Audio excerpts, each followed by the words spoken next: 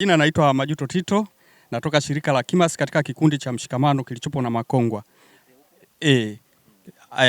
Hapa ni Kimas ambako tunajishughulisha na kilimo cha asili, yani tunaita kilimo misitu.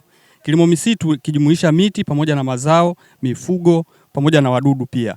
Hapa tunalima kwa asili kabisa. Tukitumia madawa ya asili, pia pale penye madawa ya asili unapotumia kilimo asili, yani kuna wadudu mbalimbali wanakuja, kwa mfano kama hapa tuna nyoka yuko humu kwenye mboga mboga.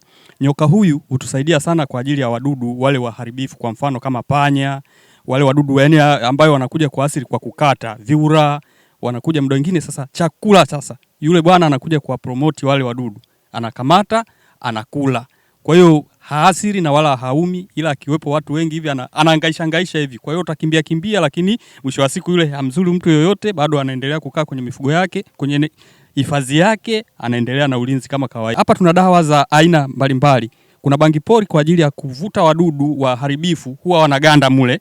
Alafu pia ni dawa ambayo inatoa harufu kwa ajili ya kuwafukuza wadudu. Kwa hiyo hii bangi pori ni bangi pori, sio bangi pori zile za yenyewe ni hii hapa. Hii hapa, hii ni bangi pori. Sio kwa ajili ya kuasili ile kwamba wanaotumia madawa ya kulevya, hapana. Hii ni kwa ajili ya tu kufukuza wadudu waharibifu. Bwawa la samaki. Bwawa hili tumelichimba kwenda chini mita 2. Kwa hiyo juu tumeweka carpet, yani ni nailoni ngumu ambaye nailoni hii huhifadhi maji, haiwezi kutoa. Kwa hiyo tumeweka maji na tumefugia samaki aina ya sato.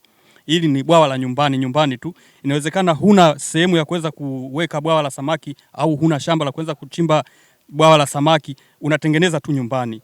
Kwenye ua wako basi unachimba shimo, unatengeneza bwawa kama hili.